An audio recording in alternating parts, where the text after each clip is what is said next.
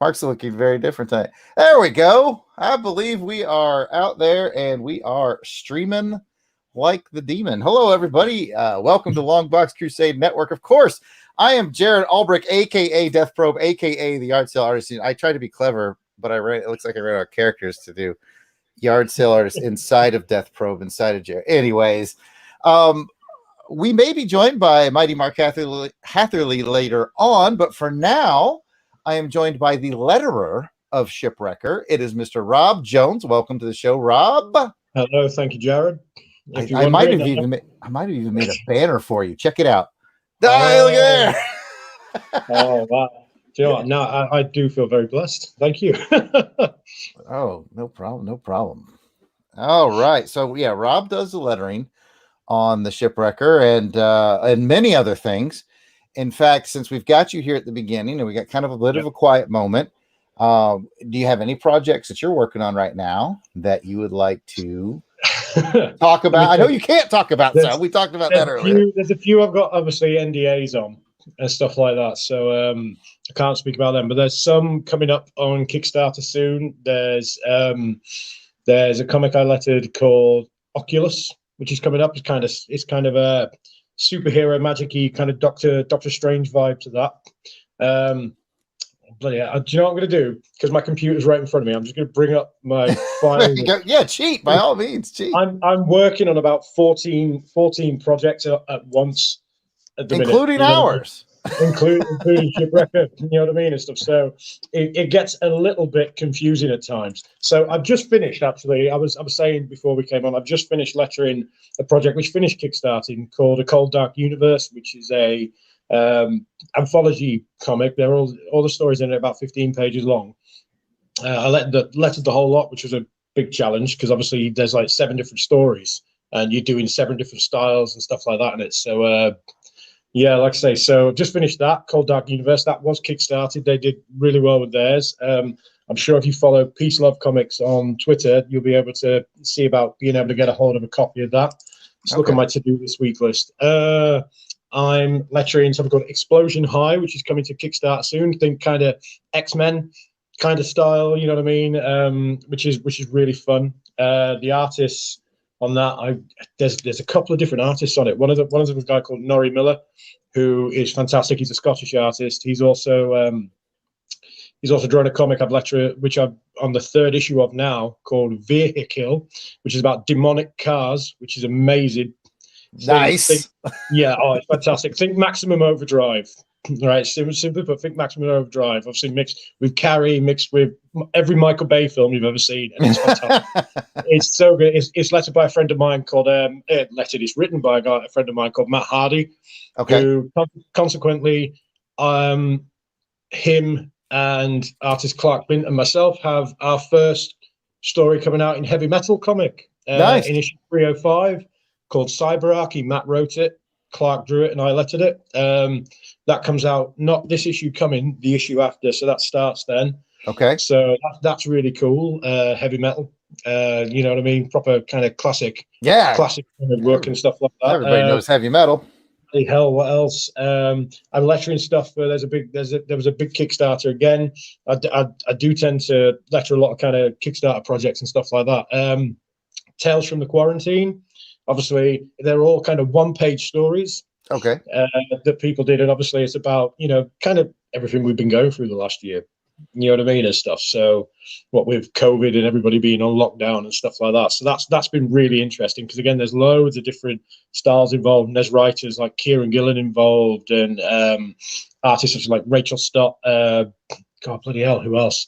There's some surprise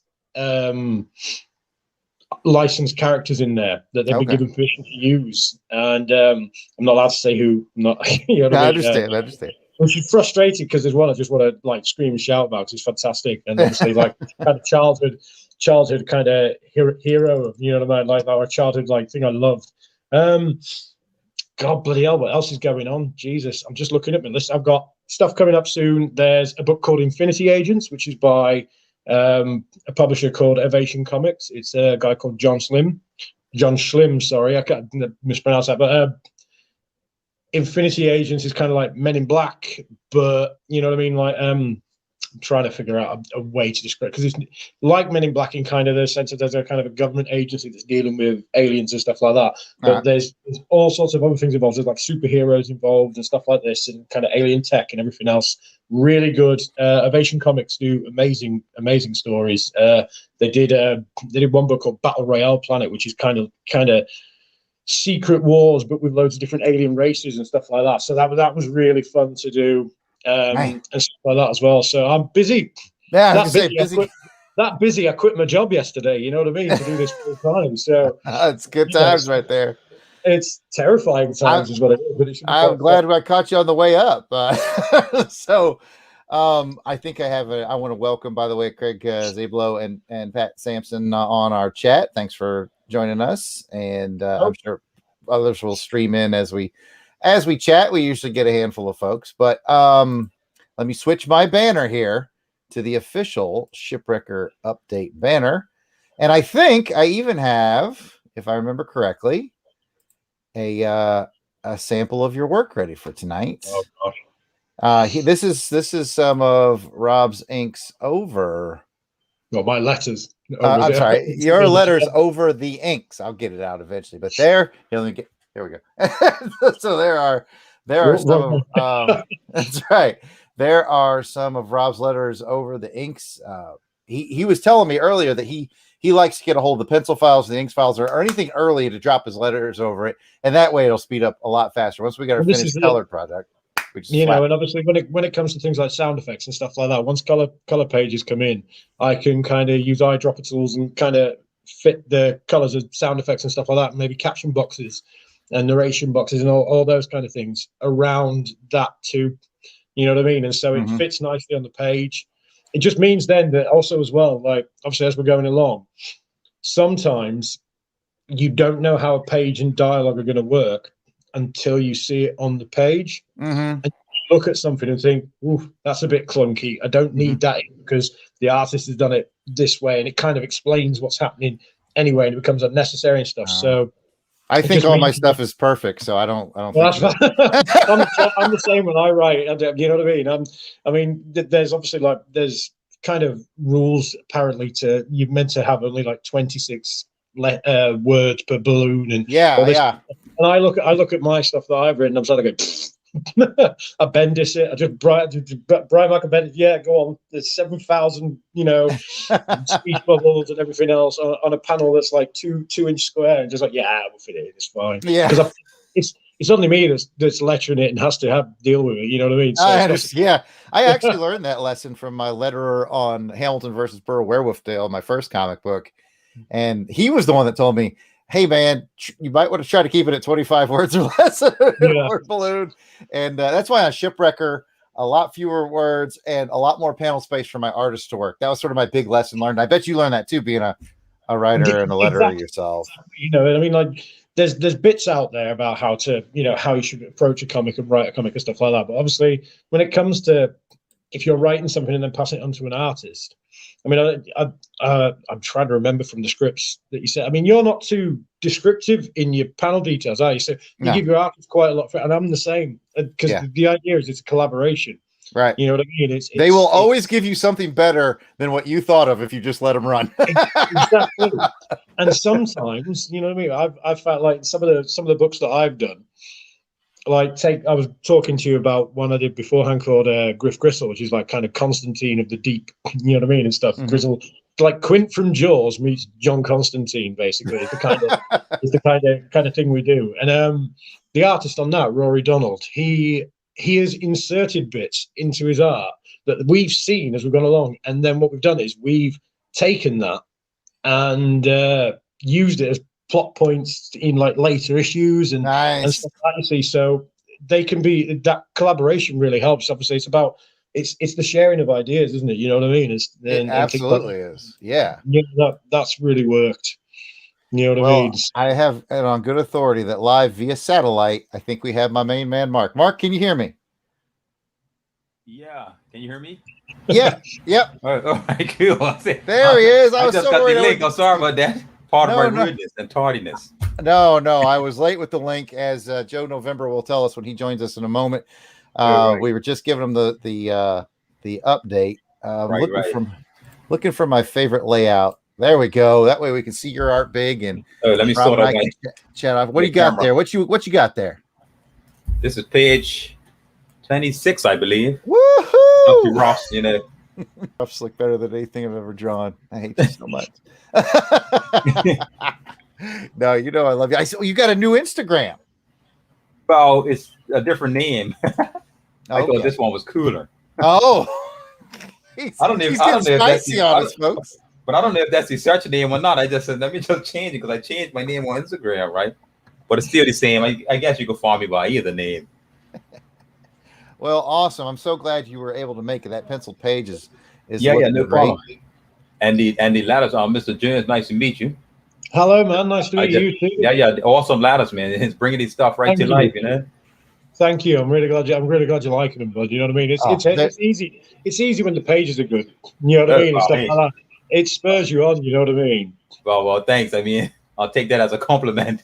Yeah, you should do. They're looking badass. But we're working hard. I'm hoping to get everything tied together. But so far, I mean, I don't know what's the update with the inks and whatnot, Mr. Jarrod. Basically, the only big progress we had over the last month was you. You finished. Right. No, I mean, fair enough. You finished a page and you've started the next one since last update. I was chatting a little bit with our inker today. He just got real busy with his day job. I mean, what's the deal with day jobs, right, Rob? I know. Who needs them? Just quit. Right, because I mean, if I needed to ink, I could steal ink. You know, that's why I was just trying to figure out if he couldn't manage that, that's fine as well. No, I think he's all right. We'll talk with him a little bit. Cool. But for now, just keep with pencils, and if we got to double back with inks, we'll do what we got to do. Yeah. Well, that works. I really hope he's sticking around because I love his work. Yeah, I mean, it's very clean. It's more cleaner than my inks, I'll tell you that. and that way I can concentrate on the pencils more as well. You know what I mean? Yeah, and I love the fact that you had inked the opening scene, right, which gave it a slightly different feel from the rest of it. Right. You know, which is kind of a really cool effect, if you ask me. Right, it tells a different segment of the story, doesn't it? Mm-hmm. Yeah, I know what you mean. That was cool, but yeah, I'm hoping. You know, I mean, you know, not calling anybody out, but I just wanted to go on. No, I understand. Yeah. And of course, Ace has colored a little bit. He was wrapping up that other project, the Cold Lightning we were doing, right, in Plexico. So that he should start moving out soon too. I do have your latest page to share with everyone. So there you go, everybody. There is his latest page.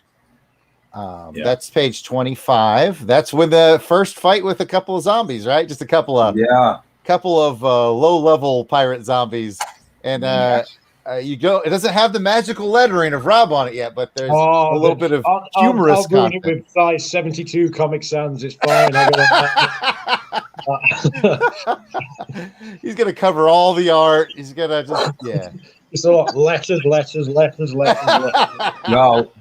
If you want, when you see the floors, cover that up.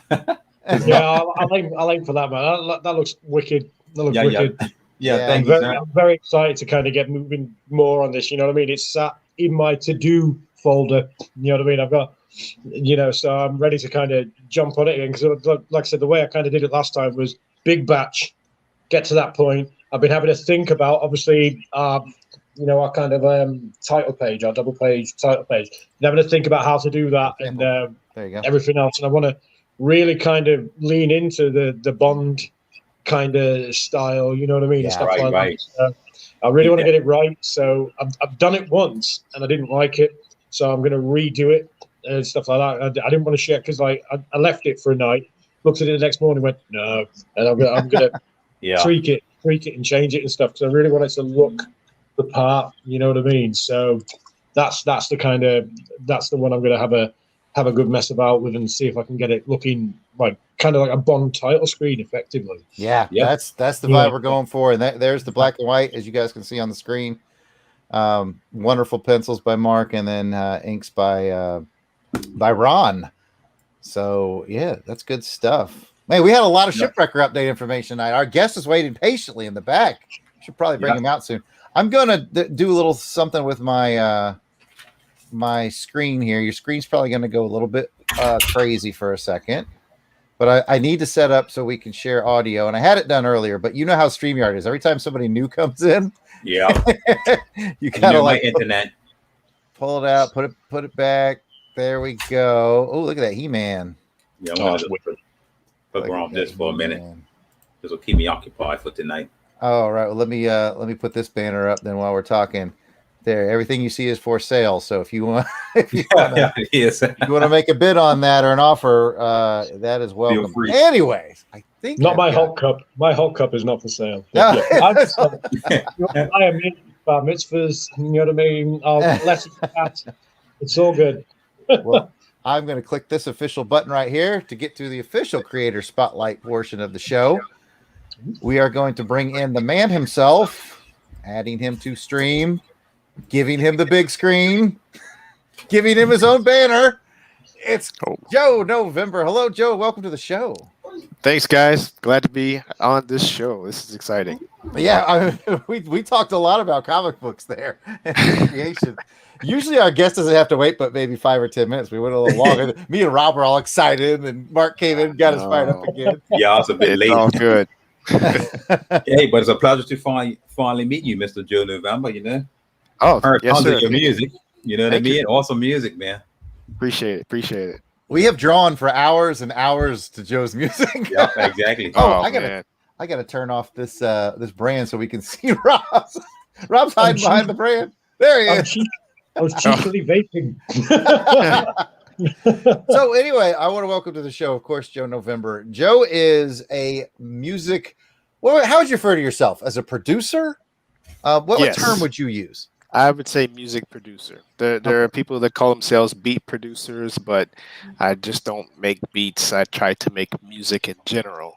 Mm-hmm. So I'd say music producer. I good thing I guessed right then. All right. So full disclosure, I've been knowing Joe now for 21 years. A couple of decades. Woo! Joe and I met as bright, shiny second lieutenants in the Air Force. When we were comms officers, we went to comm officer school together. And at that point, Joe told me that one day he'd like to be a music producer. And I told him one day I'd like to make comic books. And somehow we're two cats that followed our dreams. Yes, sir. So anyway, Joe makes beats and he does a wonderful job. He's been doing it pretty much since I've known him, but he's gotten much more serious about it over the last couple of years. Yep. So let's start wherever you want to start, Joe. Here we go. Here's a good question to lead off with. Of the things you've done so far, what project are you most proud of? I'd say the most recent project that I put out. It's called Beats Without Homes Volume 7, The Taken 6. And the reason it's called that is because I am a huge fan of the a cappella singing group Take 6. And I've listened to them for decades. And this particular EP release that I released last August took samples from different songs from there, and I created my own music from that. And I think that's the one I'm most proud of to date. Oh, okay. I don't know that I've listened to this yet. Where can this be found? It can be found on Bandcamp, Spotify, Amazon. I only listen to the ones that I do the cover art for. So okay. Yeah, I don't think I put it on SoundCloud, but it's mainly on Bandcamp and Spotify, just for monetary purposes. But right. Yeah. So what about Apple? I mean, the iTunes. Yes, Apple Music. Yeah, it's on there as well. So I can find that in the iTunes store. Yes. Yeah, you should be able to find it there. Easiest, right. That's the easiest one for me. Okay, gotcha. I'm an Android guy, so I'm like, Apple. But yes, that's Beats with. Say that the Beats with. Beats Without Homes, HOMES. Volume 7. Okay, and right. then colon The Taken 6. All right, I'm gonna check. I'm going to Spotify right now to go add that to my Spotify playlist. I'm going to turn the mic off though, so you can't hear me tippity tapping on the keys. All right, he's going on mute so he can tippity tap. That's awesome. That's awesome, Joe. You're on volume 7 now. And then, well, that was volume 7. and because I'm collaborating with another producer from Cincinnati, his name is MC Till. Shout out to MC Till. He's actually been doing the brunt of the volume work because he just produces beats like crazy. So we're probably up to like 13, 14, 15 by now, as you know, just as a label. But I was able to inject my imprint on one of the volumes, as well as the very first one was a collab effort that we worked on together, which my man Jarrod Alberich helped out with the artwork for that cover, which I'm very, very proud of. Oh, I appreciate that. I wonder if I have a screenshot for it. Oh, look at there. Oh, yeah, there it goes. There it goes right there. There's volume 1 that I did the little cartoony cover for it. Colors by Ace Wheelie. Yes, shout out to Ace. Yeah, the vibe I was going for on that. I don't remember if you gave me this vibe or not, Joe. And I'll make that off. Take that off your face and put it over Rob's face. There we go. Take that. I don't remember if you gave me this guidance or not, but I was like, I wanted to have that sort of Schoolhouse Rock. I'm a Bill on Capitol Hill. But did you give me that guidance, or did I make that up? I think it was a collaboration because we said, these are, beats without homes, homeless, out on the street corner type thing. And I think you just kind of took off from there. Okay. So it was in my head that I was like, I wanted it to be kind of Schoolhouse Rock. And yeah, it was like homeless beats that didn't have a home. So this poor guy's poor cassette tape, nobody wants him anymore. He's just sitting there. The record guy has a hole in his shoe, man. That's just yeah. But vinyl's coming back. He should have a home soon. Yeah, vinyl guy's probably doing all right. Tape guy's still out there. Get it together, tape. I was so excited when that came out on Apple Music. I went and ordered my copy. Everybody should get yourself a copy. You know what? I probably, if I was smart, had a banner for this ready to go. Let's see if I got one for you. Oh, I got this one right here. I've got your SoundCloud address. Look at that. I came prepared. You did, sir. I just want to let everybody in the chat know that you're welcome to ask questions. We do have a question in the chat. First, we have a comment for you and I, Joe. Thank you, Craig. Thank you, Craig. Yes, sir. We appreciate that. I know I won't speak for Joe, but I probably could when I say it was an honor to serve. So it definitely was. Yes, sir. So thank you, Craig. But we did get a question from Pat. Would you ever do a volume 1/2? I see what you did there, Mr. Pat. So clever, that guy. Halvesies. Joe is famous on our podcast network for giving out halvesies. On ratings, yep. On rating, yes. We for those of you who are into all things Longbox, we do the Longbox Crusade podcasting network, and Joe is the only guy in the network that's allowed to rate things at halves. 4.5, 2.5. No, everyone else has to use whole numbers.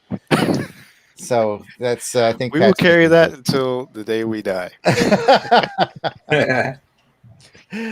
So Joe, he's also a frequent guest on our. Well, he's not really a guest, more of a co-host on our one show on the network. We do about quarterly. We do the Comics to Console Crusade, where we talk about video games based off of comic books and how well they translate, and that's always a fun time. So if that sounds like fun to you, then definitely check out our Longbox Crusade podcast feed. And I'll stop pimping the Crusade now and get back to talking to Joe. You know what? I've been talking a lot. So any prepared questions? I'll move down to Mark. Mark, do you have any questions off the top of your head for Joe? I don't, but I just downloaded the second one that you just said, and I'm gonna have a listen to that later on. So looking forward to it. Yeah, I look forward to your feedback. And your music is awesome. Like I said, Jarrod and I had a lot of fun nights, long nights streaming to that. Yeah. Oh man, that's awesome. That warms my heart. But it's actually, it is an honor to meet you. I mean, Jarrod speaks very, very highly of you, I must say. You know what I mean? Yeah. Good thing. And I had no idea you guys knew each other that long. And it doesn't feel that way, but yes, we've known each other a long. Well, I feel like a bit of an outcast because most of Jarrod's friends are people he served with. You know what I mean? Yeah. We have so many great stories, so many. Well, I'm sure, right? It's awesome. That's the thing. Like you guys have the exciting backstory, but mine is just like, hey, I'm just from Bermuda, No, man. I'm just from Bermuda. No. I think you'll be okay, sir. Yeah. Thanks. First of all, you're married to the Duchess. Well, there you go. Yes. That's right there. Is the Duchess with you tonight? Yep, she is. She's just listening back to you. Hello. There she is. Oh, love the Duchess. Duchess does a great job of keeping an eye on the chat for us. Yeah. Oh, very good. Oh boy, that came in handy, didn't Yes. Yes, it did. Oh, very goodness. All right. So, Rob, do you have any questions? You put you on the spot. You didn't even know. All right. Yeah, actually. So what kind of like process do you go into? How do you kind of get into the mind space to kind of create your music? You know what I mean? Is there do you have to kind of feel a specific way? I mean, you know what I mean? Or are you more of a kind of just like a kind of dynamo in the case of obviously boom, idea, you know what I mean, creativity strikes and that's it, I've got to do this, I've got to get down the beats, I've got to get this mix, you know what I mean, and stuff like that? Do you kind of go that way, or is it something it varies? You actually hit on a couple of great approaches that I have done in the past, where I have some idea that just pops up to my head. You know, I could be doing something mundane like washing dishes or, you know, mowing the lawn, and all of a sudden a melody or an idea or a sample that I'm thinking of comes into my head and be like, oh, that would be great to create something from that.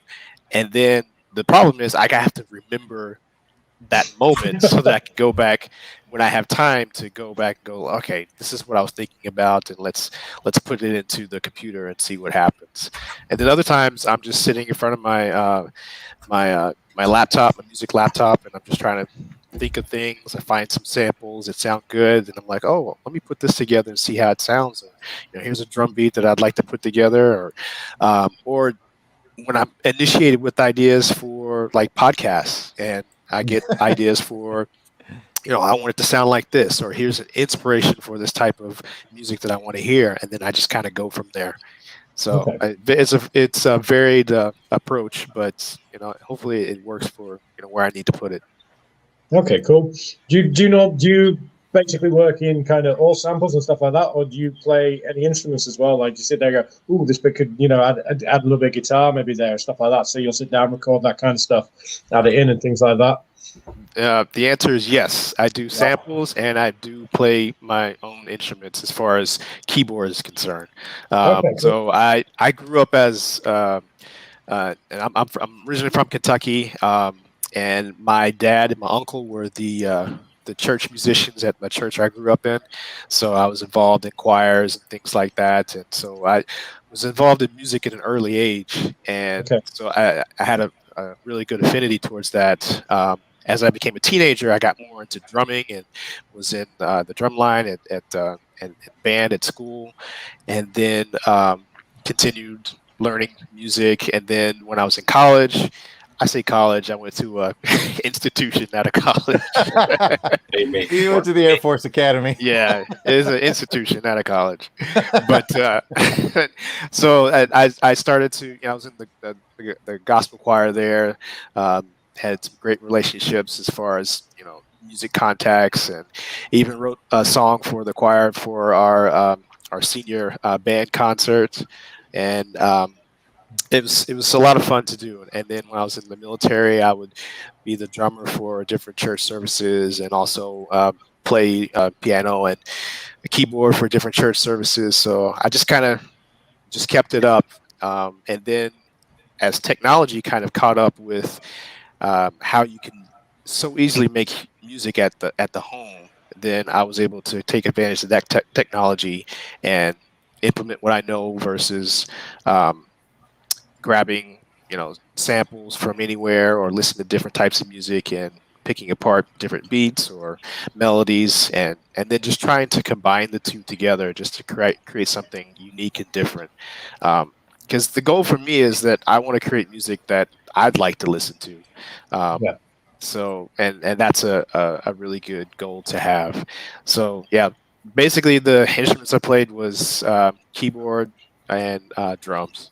But with technology today, if you know how to play keyboard, you can pretty much learn how to do anything, because you can have, you know, a horn sample with the key that you're pressing, and it sounds like you're playing horns. So technology really helps with that. Nice. That's brilliant. That's brilliant, man. Seriously. I mean, like, So you're saying obviously you like to make the kind of music that you want to listen to. I mean, like what kind of music do you listen to for inspiration and stuff like that? What's the kind of thing that when you want to kick back and just kind of relax and chill out and stuff like that? You know what I mean? And obviously just let it kind of wash over you and stuff like that. What's the kind of thing that you'll listen to and yeah.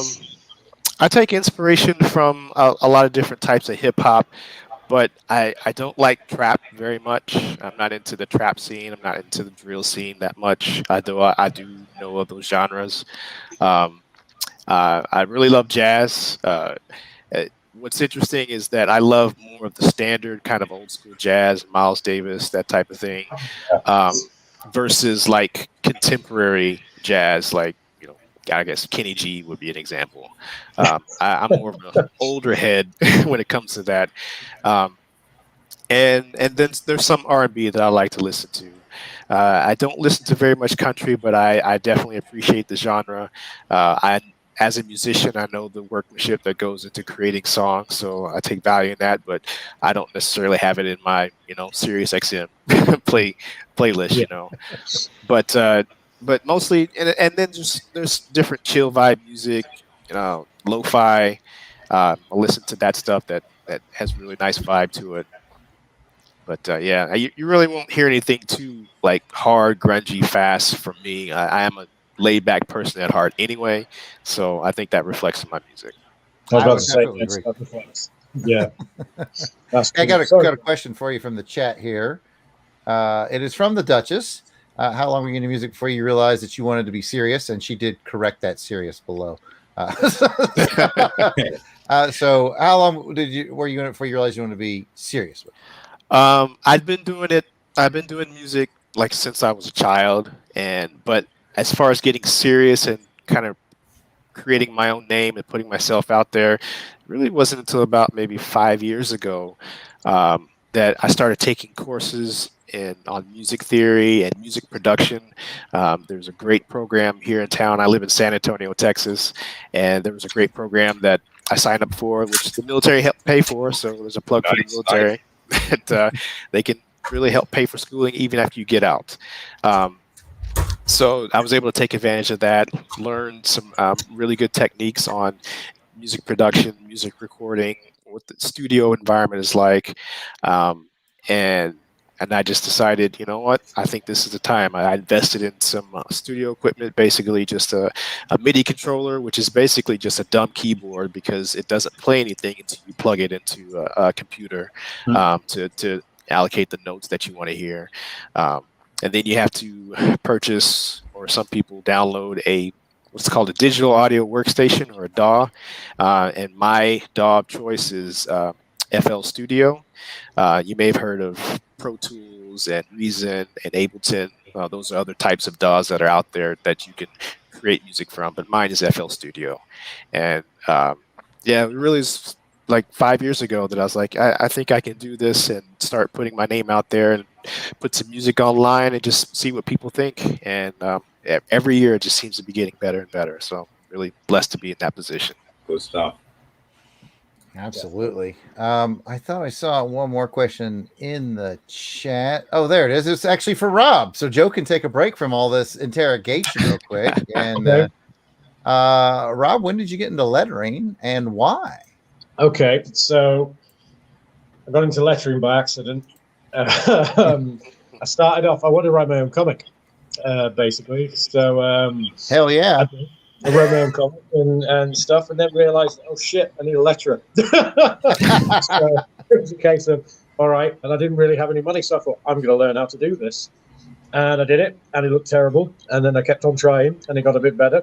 And I kept on trying even more, and it got a bit better, and so on and so forth. And so I've been doing this now for about 6 years, I think 5 or 6 years since I got into it. And I mean, a lot of people will kind of sit there and go, well, letters, you know what I mean? It's you're just putting dialogue on the page. It's the Kevin Smith. You're just an inker. You trace it, you know what I mean, or whatever, you know what I mean, and stuff like that, like from Chasing Amy and stuff. But no, like with regards to lettering, it is quite an art form, and like I find it really therapeutic. It's really strange.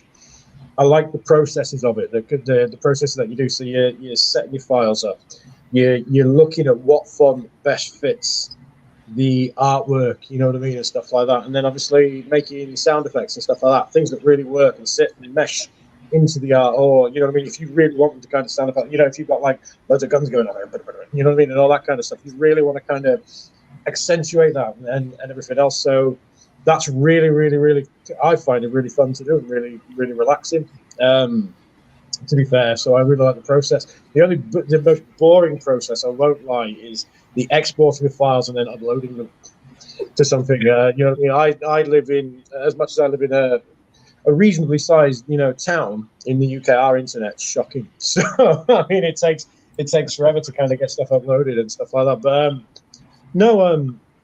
like I say, I got into lettering by accident and found it something I genuinely really enjoy doing. And through doing that and saying, you know, knowing people in the kind of indie comic scene over here in the UK, I was like, well, I'll letter your comic if you want, you know what I mean? And it started off doing that, and then some people were like, well, I'll pay you to letter my comic. I'm like, oh, yes, please.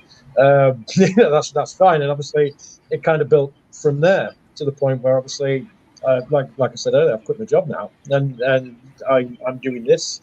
This is what I'm going to do. This is the, you know what I mean? Like taking a punt on it and stuff. So, you know, yeah, it's been interesting, and I suppose kind of writing my own comics and producing and like releasing my own comics as well has been really helpful to kind of it's a way to practice effectively.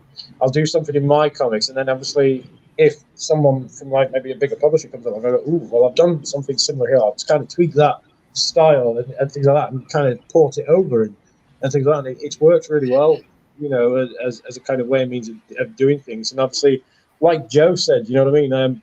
It's a case of you get into kind of creative, you know what I mean? Like getting into kind of the creative mindset to do it. You'll either be struck with inspiration going, oh, look, that'd be amazing on the page. That would look really good on this page. And it look, you know what I mean? Or you sit there and you plug at it. You know what I mean? And you're kind of going, oh, I've got to do this. You know what I mean? I need to get through this and get it looking good. And you can really kind of agonize over it as well and stuff. And obviously, lettering tends to be kind of a what's the word to describe it? An overlooked kind of aspect of comic making. Mm-hmm. Yep. And, you know, I get quite vocal about it at times on like social media and stuff like that. Obviously, things like there's books I've lettered where they're in previews and you don't get mentioned. You don't get mentioned in reviews. You know what I mean, and stuff like that either. And it's really frustrating. You know what I mean? Because people are seeing that, buying these books, you know what I mean, and stuff like that. And obviously, there's some where, like, you're not even credited, or you're credited in, like, the tiniest font, like, kind of right at the bottom, and stuff like that. So that can be really, it can be quite thankless at times. But, you know, you notice bad lettering. If you're a comic reader, you know what I mean, and you enjoy your comics and stuff like that, bad lettering will jump up and slap you in the face. You know what I mean?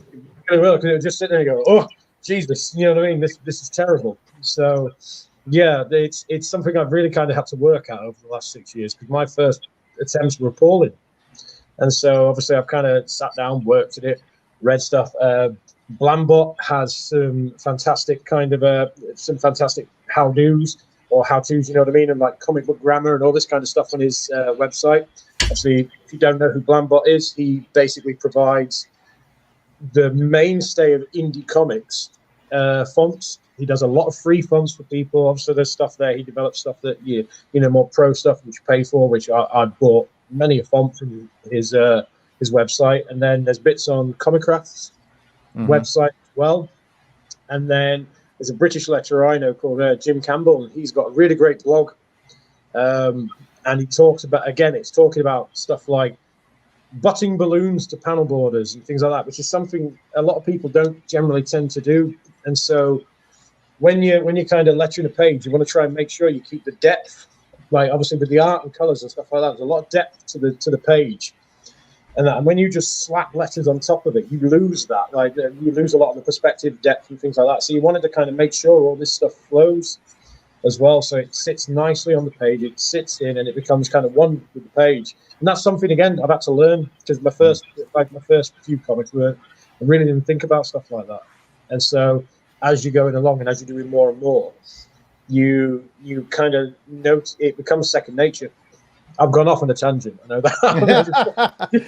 No, but I No, mean, that's you're great. passionate. I was just going to say that that I noticed an interesting parallel into what we assume when we look at lettering, and when I was thinking back to Jarrod and I's Air Force careers, when we were basically IT folks. Everybody just expects the IT equipment to work, and you don't get noticed until it fails.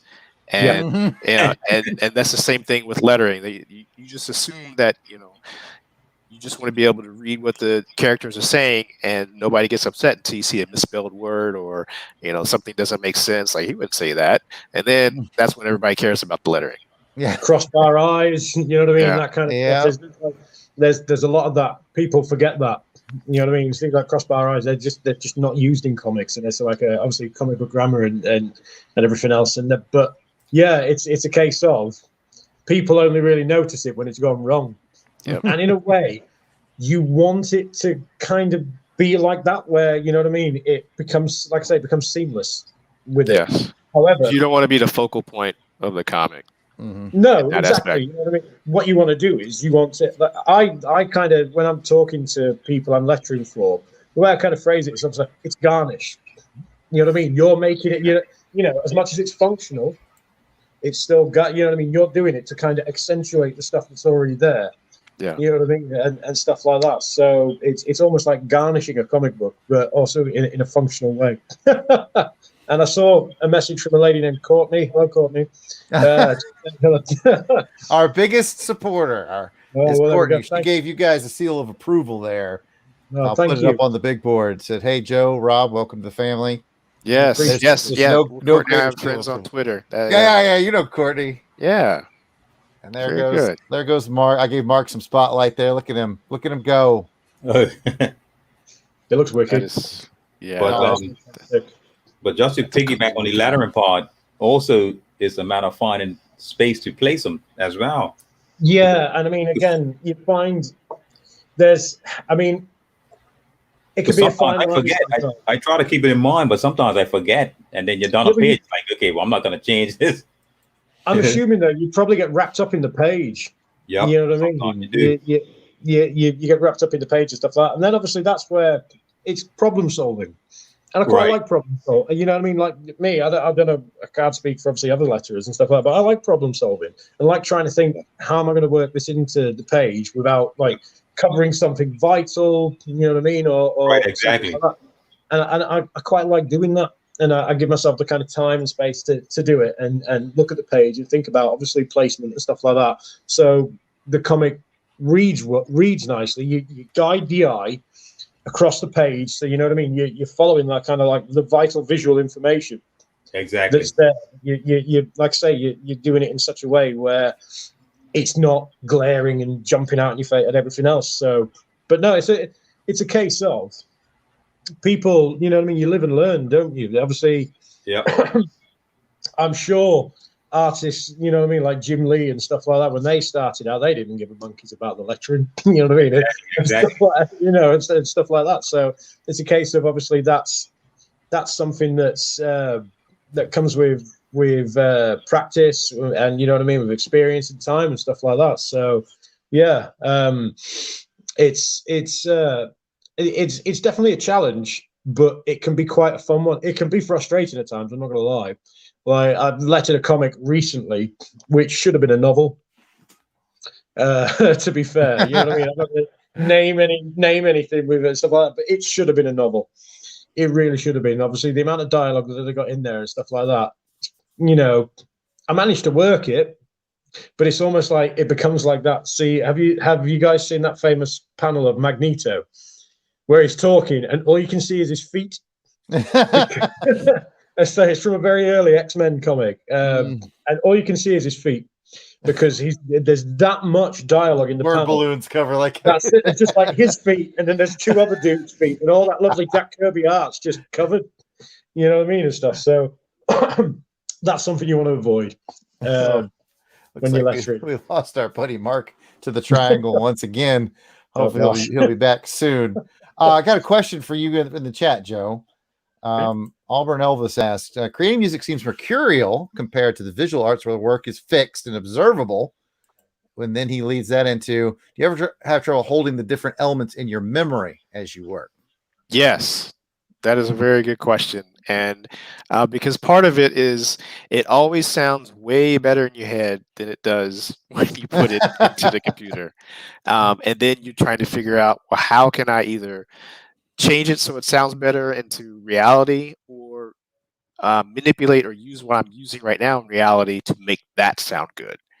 Um, and so holding those different elements in my memory to make sure that what I'm thinking about translates well into the computer or to my hands, my fingers when I'm playing something. It can be daunting sometimes, and as artists we're all perfectionists and we're all our harshest critics, and so we hold ourselves to a higher standard. So a lot of times when things don't go well, you just kind of step back, do something else, come back to it the next day, and just try to perfect it again. Now, we've gone 45 minutes and had Joe on here. We have not listened to a single song. So, Joe, I've got your SoundCloud up and I've got Beats Without Homes Volume 1 up. I would love to play a song, and then you can put any commentary over it you like about, and I can turn the volume up and down so we can kind of hear you if you want to commentate on it. From those options, what would you like to hear? Or our audience to hear? Let's do the Beats Without Homes Volume 1, and let's play Shell Praxter. Okay, give me just 1 second. While I'm pulling that up, in fact, you can answer Pat's question. I'm back. Hey, welcome back. Well, I got to turn the corner box back off so we can see Rob again then. Yeah, the stream is all official. Very good. That's a great question. What's the shortest amount of time you had to make a song or letter comic art? For me, it was about a day, just creating something in hourly increments over a course of a day. I can't really do one of those, and Jarrod was really good at this, where you're at a booth at our con and you sit down for 5 minutes and draw something for the kids. I can't do that with music. I take too much time to think about where things need to be laid out, things like that. It's a different element to use for me. All right, I've got this song about ready to go, but Rob, if you've got I saw the question was kind of for you too. Shortest time I've had to letter a comic was I had to letter a 40-page comic in one night. Oh wow. Was not a happy man. just Comic Sans the whole way, man. How much coffee did you drink? Oh God, I can't even begin to imagine how much coffee I drank. To be fair, you know what I mean. Coffee anti, cups of tea when I was really raging. You know what I mean. But it was stressful. I'm not going to lie. And you're there, and you're kind of going, gotta get it out and stuff like that. It was kind of dropped on me at the last minute. It was kind of a last minute replacement for something. And it was like, this goes to print tomorrow. I'm like, oh, good. I'm very glad. Very glad this goes to print tomorrow. So that was a very fun night of being awake. Yeah. Well, at least it wasn't caused by your own procrastination. You have a good. Well, this is I do like to try and be kind of on the ball with stuff. You know what I mean? Like we were saying earlier, I like to work on like pencils and inks and stuff like that before colors come in and everything else. So, I do. I try not to procrastinate too much. All right, let me spin this track from Beats Without Homes Volume 1. And I'm going to get it going. I brought it all in, and hopefully, since we've had all these internet interesting things happen, we don't have anything too bad. So I'm going to get it going and adjust volume accordingly. And are you guys hearing that? Not yet. Not getting anything. I blame Mark because I think every time someone new comes in, yeah, you got to reset it. That's okay. I got it. I was prepared for this, so I got the shortcut version, I do believe. Let's get this squared away. All right, the screen should go crazy. There we go. We should go back and let's try this again. You hearing that? Yes. Up, down, left, right. What do you think on the volume? That sounds good to me. Sounds cool. Yep, sounds cool, Jarrod. Okay. So This track is from Joe's first CD, Beats Without Homes Volume 1 with MC Till. Yep. We And called ourselves Till November. Till November. I'll shut up and let you talk about it since you know more about it than I do. Yeah, so this beat I came up with, we collaborated on several different beats, but this is ones that I made myself. And it's just influenced by some very chill vibe samples that I found. I actually sampled something from Stevie Wonder in there, for people who are really listening in. I love synths, so this part I added a little synth to just kind of accentuate the vibe of the music. And then when the chorus comes up, added some horn blares to kind of stab and show, there's a difference in, from the verse to the chorus, and just add a very rhythmic trumpet horn to just give a nice groove in the chorus part, and just kind of kept it going through the chorus. And then I take it back into the verse once again. I can't remember where I found the vocal samples from, but they were definitely a nice accents to the vibe to this music. So I loved it. It's one of my favorite beats. Sounds good to me. I love it. We've drawn to this song so many times, Mark, me and you. Yeah, exactly. Exactly. Yeah, it's on my SoundCloud as well. I think I named it something different back then, and then when MC Till was kind of putting the list together, he really liked this song. He's like, this has got to be on the album as well. Right. And so I was like, cool, let's do it. And the good part is that we put it on Bandcamp, and you can actually lease or buy the track for any projects that you got going on.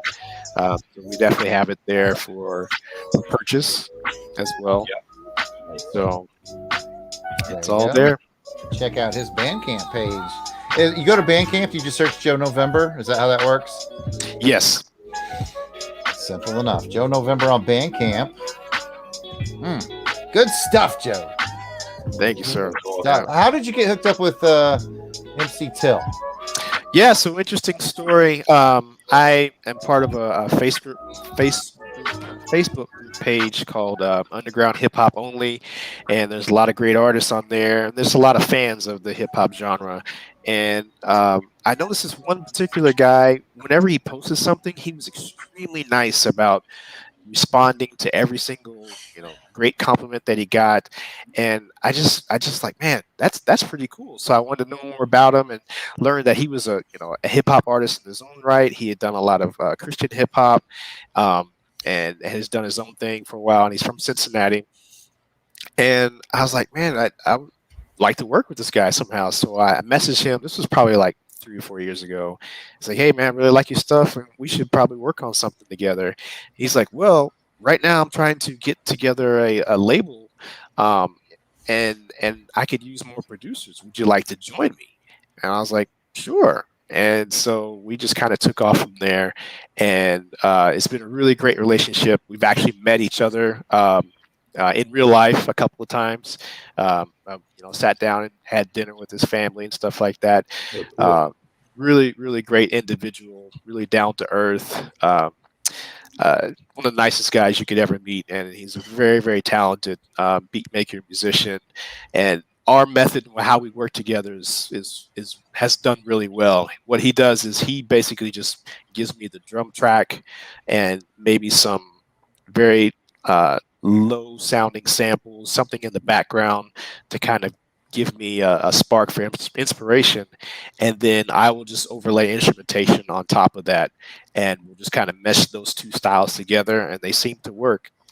We're actually currently working on a project right now where the drum beats that you're using is from this producer called Jay Dilla, who's a really famous music producer. He passed away, I believe, in 2007 from lupus, but he left a really, really huge mark on hip hop and the lo-fi genre.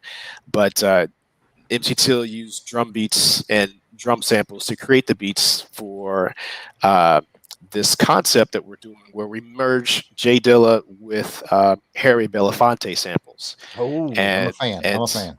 Yeah, so we're currently working on that project right now as we speak. So So it very should be exciting out any stuff. day. Oh, Yeah, right? Hey, comrades.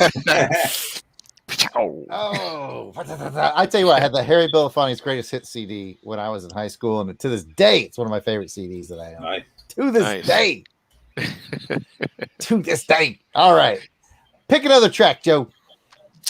Let's see. Let's go. Let's go do the Woken Swagger beat. That's on SoundCloud, right? That's on And SoundCloud. Yes. I got to scroll for that. Scrolling. Oh, there's some sweet G.I. Joe and James Bond music on there. Yes, there is. Let's see. Woken Swagger. Where are you at? One of my favorites, too. I know I use it for one of my. I use Joe's music for all my podcasts. There it is. All right. So I'm going to have to check volume again because it's coming from a different source. But let's see if we can get this to play through. So first I got to unmute my feed in channel and then click play. Yep, that's it. Coming through all right? Yes, yes. I love this jam. Yeah.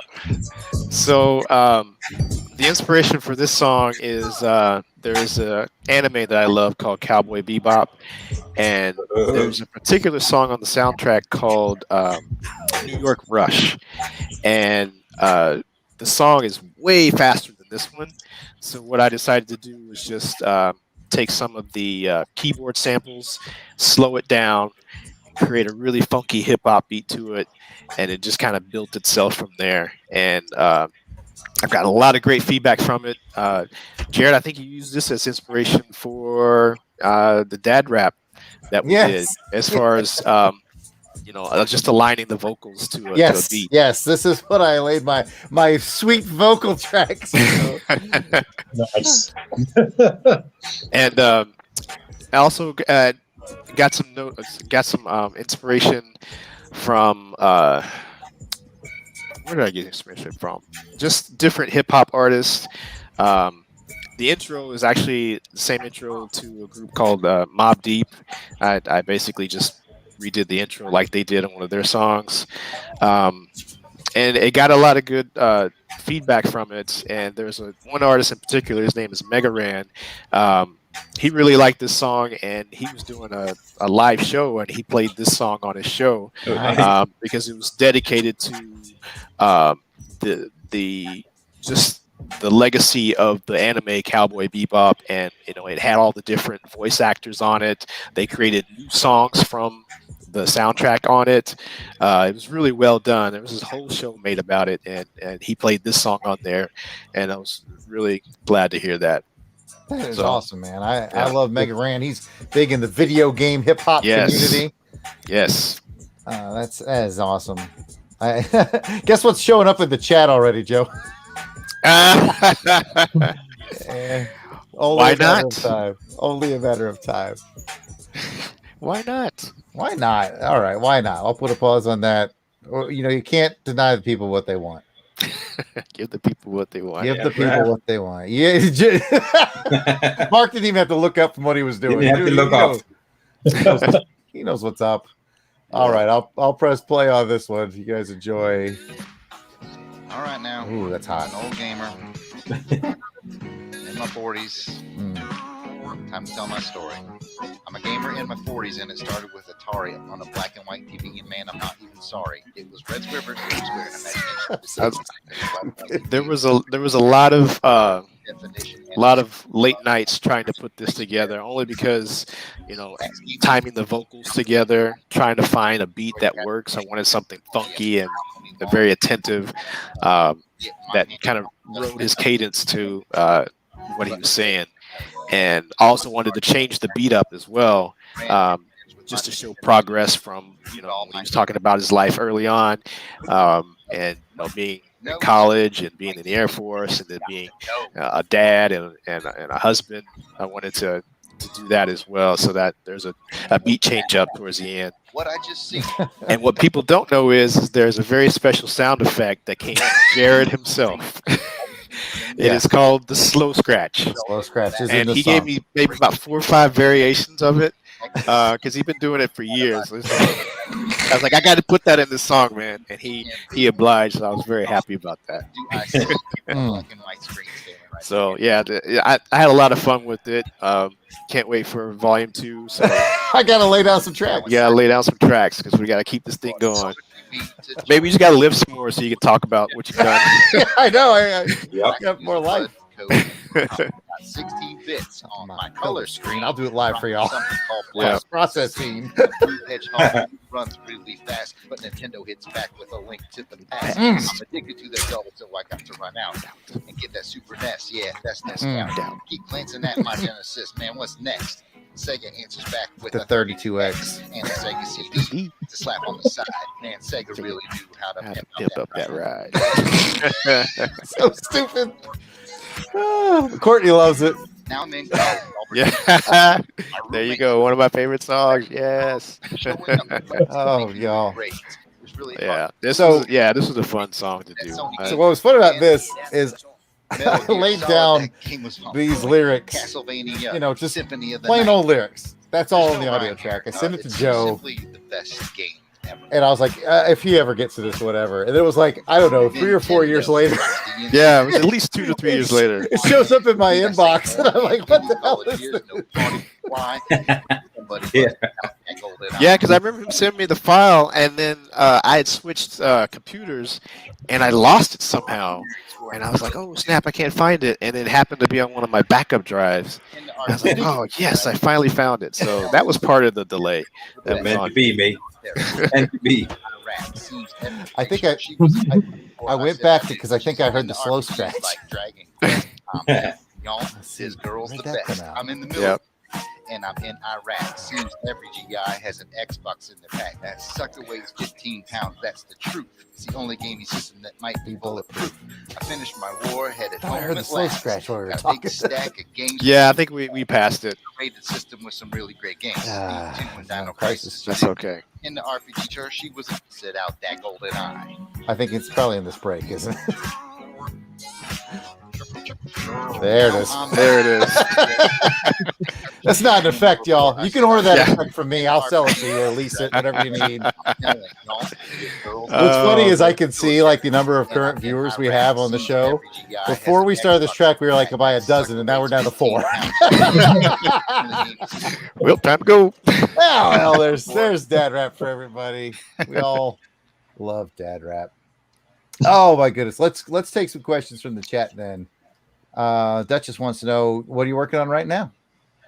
Yeah, so I hit upon it earlier. Just Jay Dilla, Harry Belafonte, kind of mash of sounds we're trying to put together.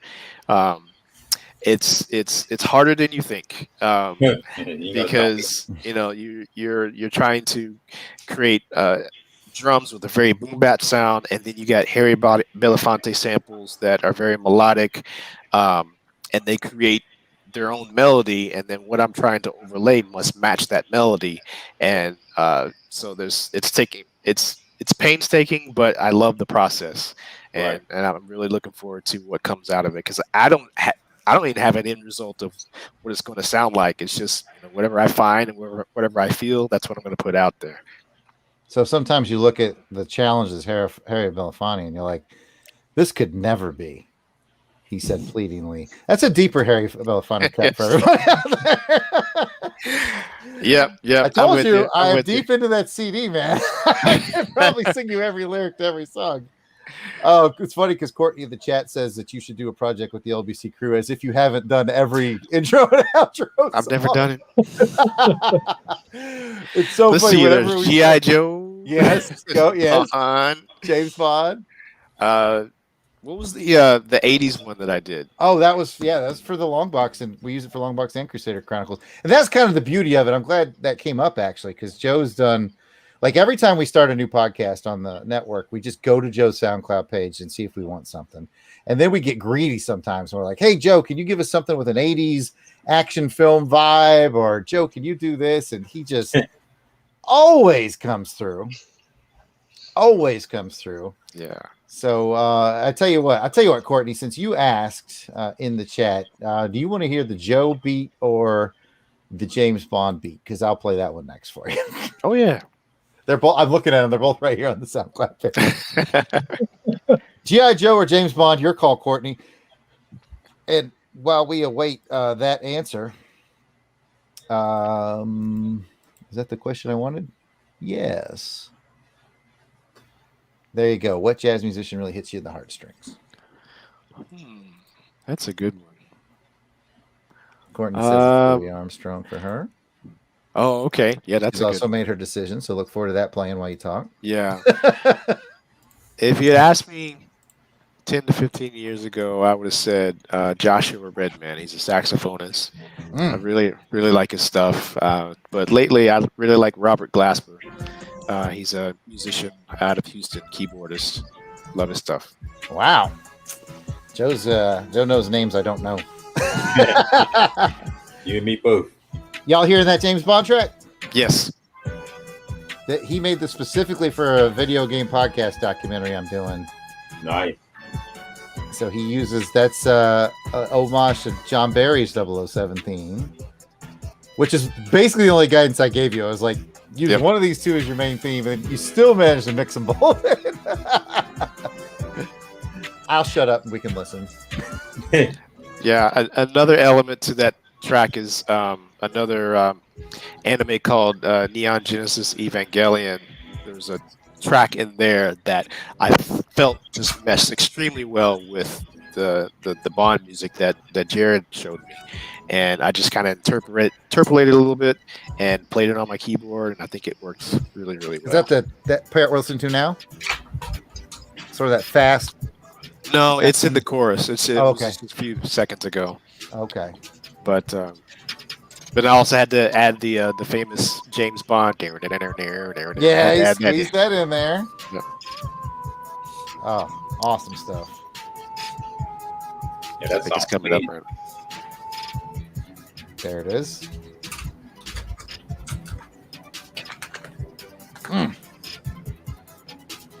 And you captured the video game vibe, which I wanted you to do. Yes. It was a lot of fun to do. I look forward to more challenges. Well, we can send you some more. Here, I'll kill that for him. That is a great track. You've started a discussion in the chat. We've got some talks of Billie Holiday and Ella Fitzgerald. Oh, there's a new movie out that just came out about Billie Holiday. I think is it called The Government versus Billie Holiday? I think it is. I think it just came out this past weekend. Something about that on social media. I saw. Yeah, that sounds. I definitely check that out. It's either on Amazon or Hulu or one of those. I think it's Amazon. You know what? we got a question in the chat, but I want to pose it to Rob first because I got a funny feeling that Joe is going to run a lot farther with it than Rob is. Rob, are you into anime at all? Because the question is, what is your favorite anime? If you're into them at all, because Joe will talk for 45 minutes on this.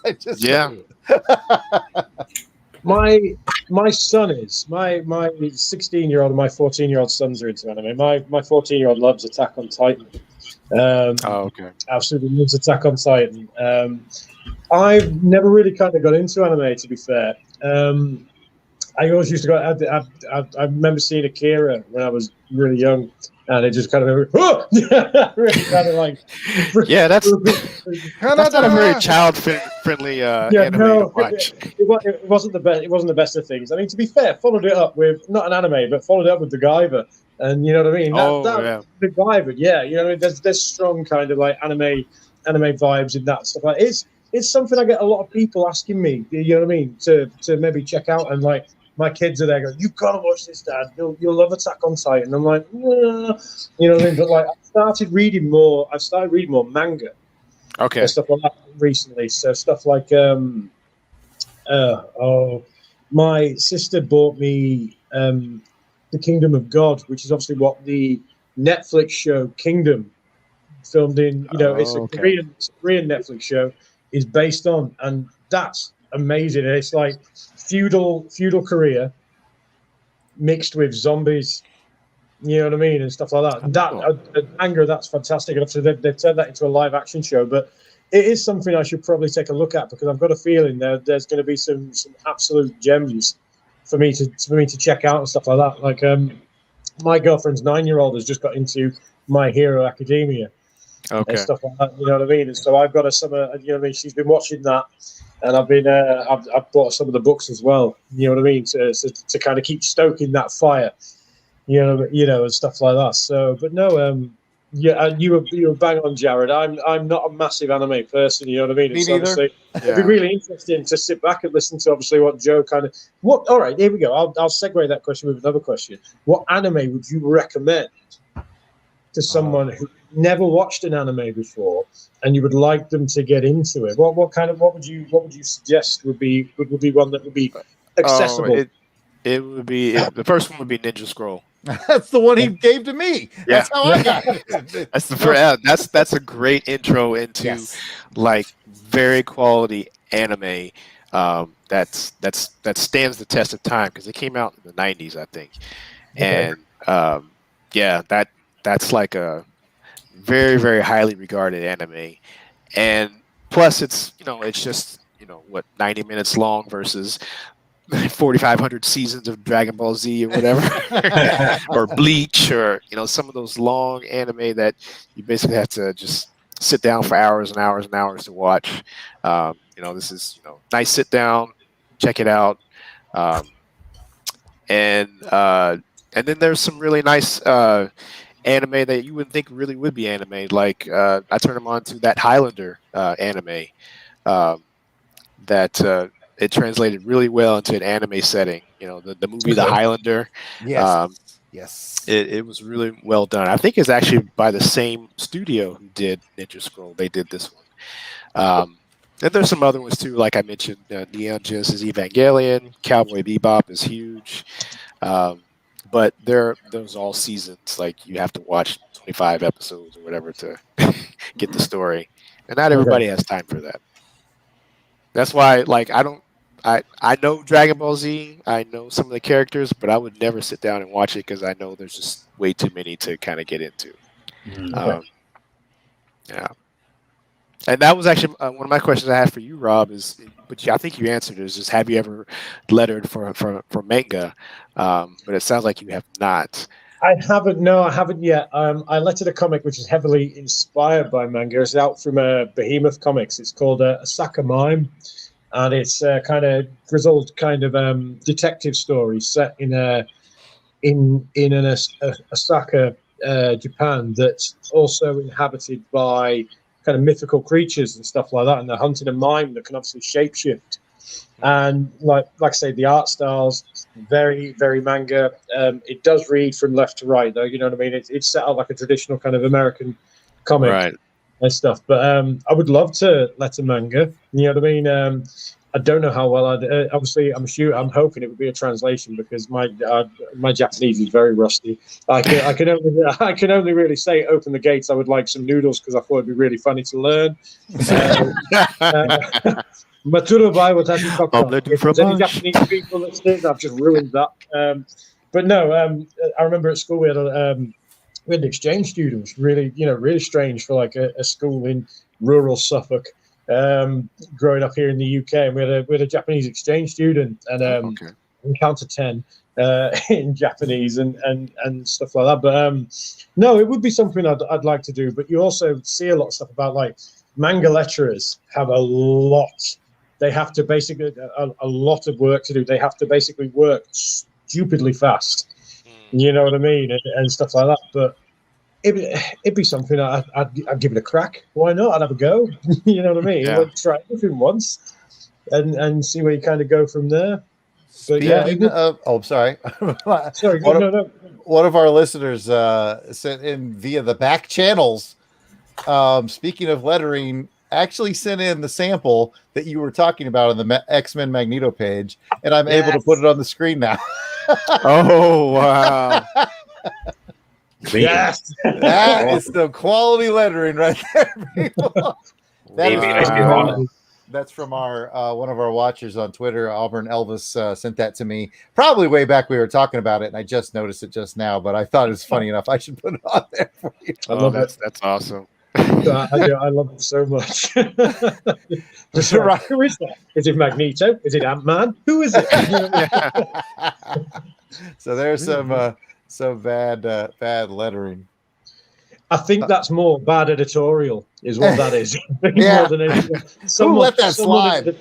Someone in editorial should have gone, Stan, just chill out a bit. Yeah, just drop the word count here. Let's maybe move it along. You know what I mean? You don't need all that. But yeah, no, that one does make me laugh every time I see it, to be fair. And I've had a few comics where you feel like, oh, it's going to look like this, and I really don't want it to look like that. You know what I mean? And I'll be a replacement meme. So,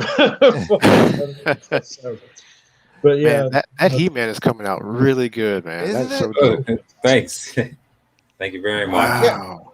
Now you've been doing some in the book there, and I assume that I put it on the screen. So I assume you do take them out of the book and sell them if people want them. Yeah. This is what just else- my fun. This is just my fun sketchbook. But yeah, obviously, if someone wanted it, then I could take it out and sell it. Yeah. All right. So what else in that book there, buddy? Actually, nothing too spectacular. Oh, I put him on the spot. Yeah. I mean, this is just my fun book. That's not bad, actually, dude. This one I thought was pretty cool. My Lobo. Yeah, I actually like that. But the Superman wearing all that. But it's just some just doodles about.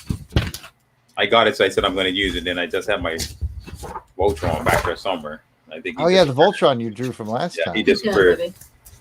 He mysteriously disappeared. Oh, there he is. Hi. Yeah, no.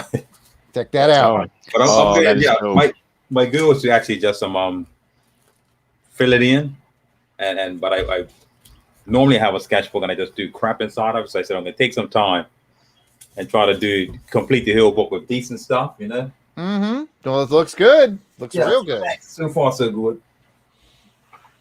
Very nice.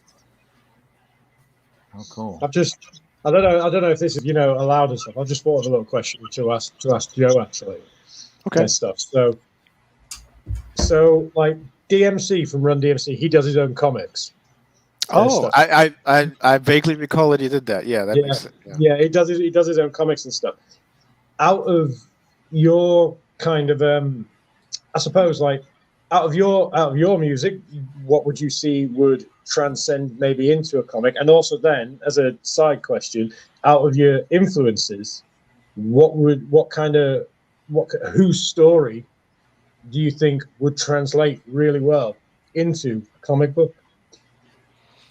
Oh man, Deep questions. deep questions. And it is pretty deep, huh? No, I did. Yeah. I like the stuff. I'm not sure. I'm not sure that, it's a great question. But I'm not sure I've ever thought about it to. Yeah, I'll have to take a rain check on that one. I've never really thought of music translating into art form in that way. I mean, we've seen Wu-Tang comics, right? They did. Comics. We have, but they're based on kung fu. Yeah, they're already based on their own storytelling. You know what? I'm going to answer Joe's question for him because I know Joe so well. There's always a lot of anime influence, so whatever it would be, I would feel it'd be an anime sort of a Gotcha Man vibe is something that I always feel from Joe because that's sort of like his roots. Yeah, Gotcha Man was definitely one that is a huge influence for me.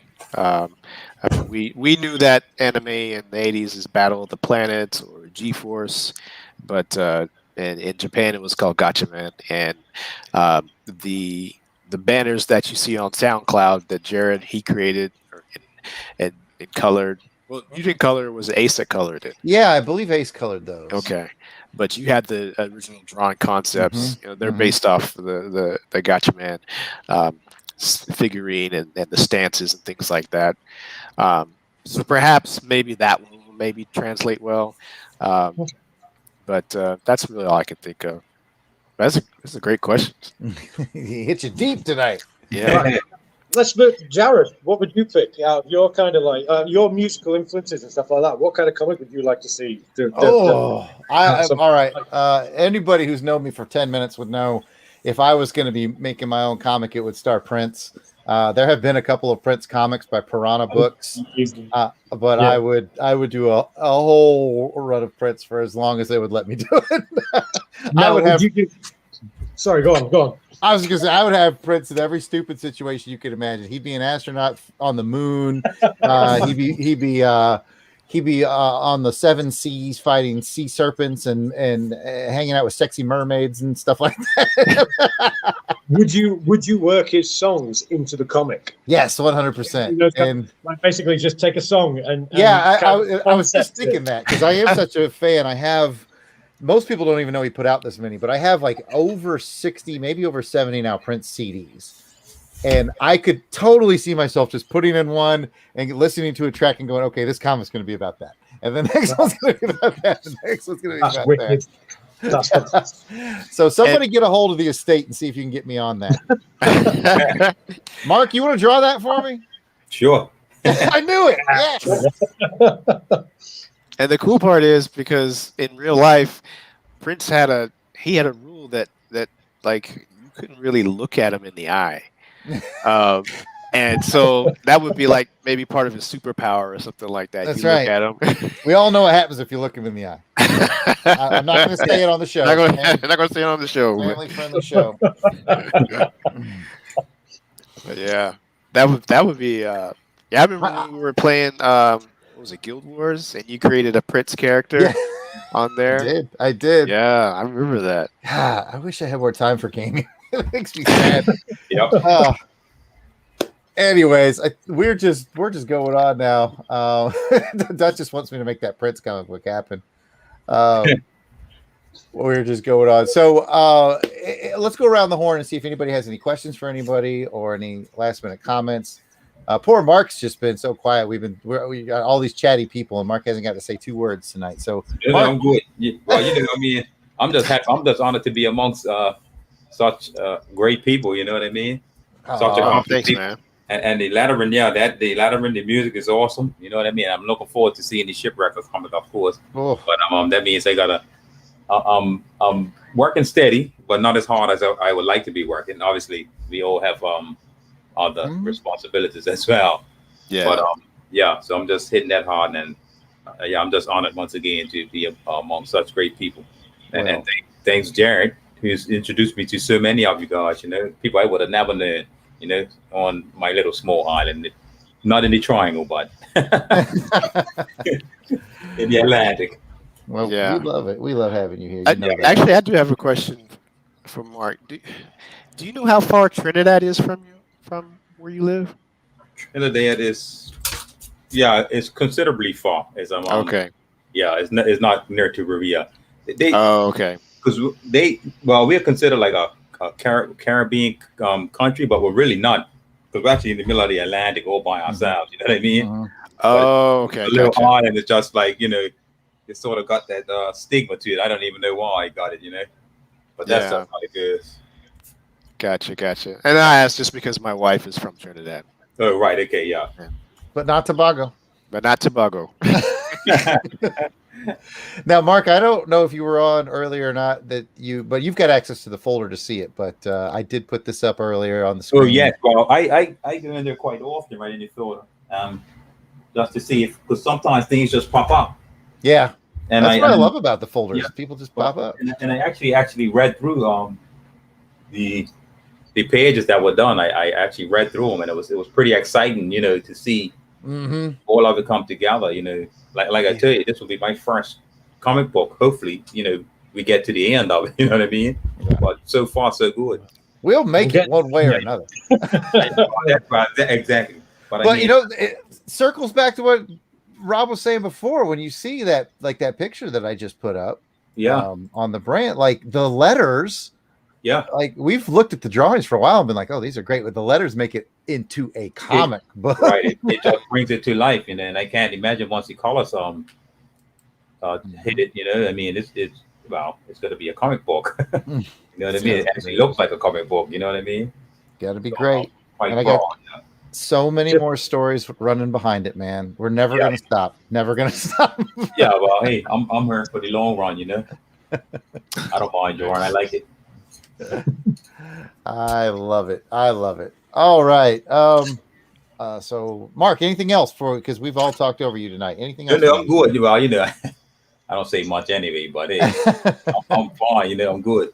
I'm just glad to hang out with you. I love hanging out with Mark. Yeah, exactly. Likewise. I love it. Rob, any final words from you, my friend? No, that's it. Aha! You didn't see it coming. No, I did not. No, man. Like I say, it's been really nice to just kind of chill out and chat, and you know what I mean. Like, watching Mark kind of piece together. Like, obviously, you were showing pencils from the comic earlier and stuff like that. I've just been kind of captivated by him. Watching him kind of work on that. He-Man, just kind of looking, going, wow. Yeah, nice. You know what I mean? That kind of Knives Chow Scott Pilgrim. Wow.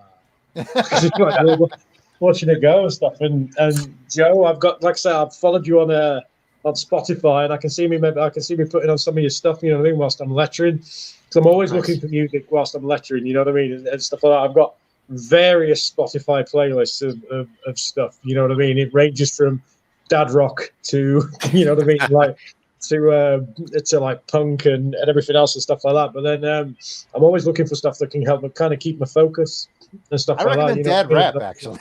Yeah. Yeah. Which is not the same as yacht rock.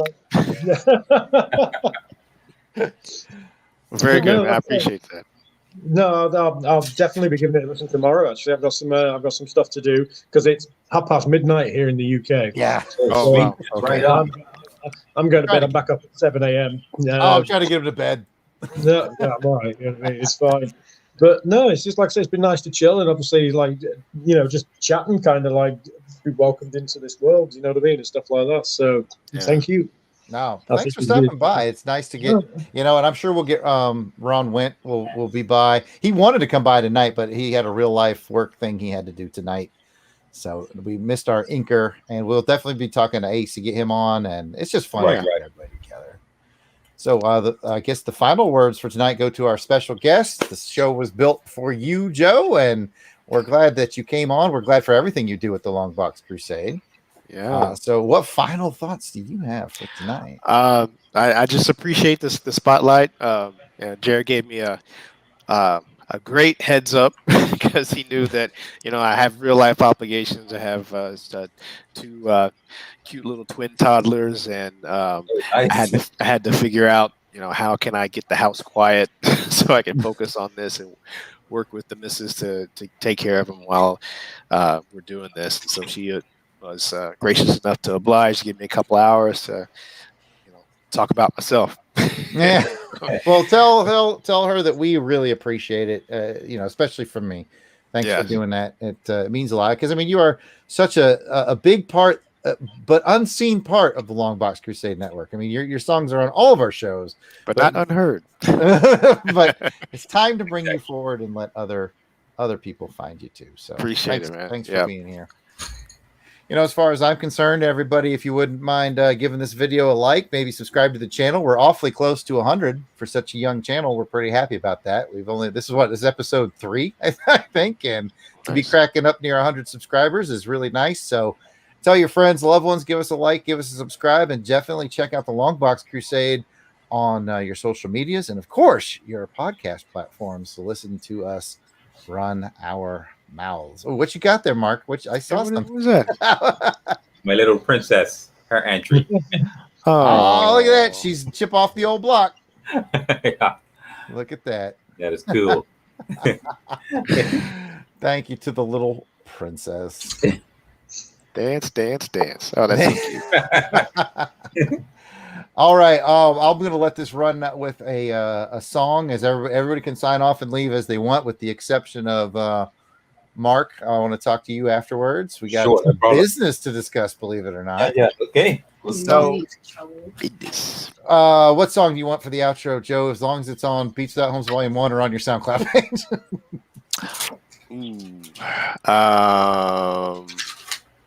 Let's do that Top It Off song on my SoundCloud, because that was the one that I first worked with a pretty major artist. His name is Pigeon John. And I was really, really excited. He's one of my idols, and I was really, really excited to work with them on an original track. And this is the joint that we put together. There it is.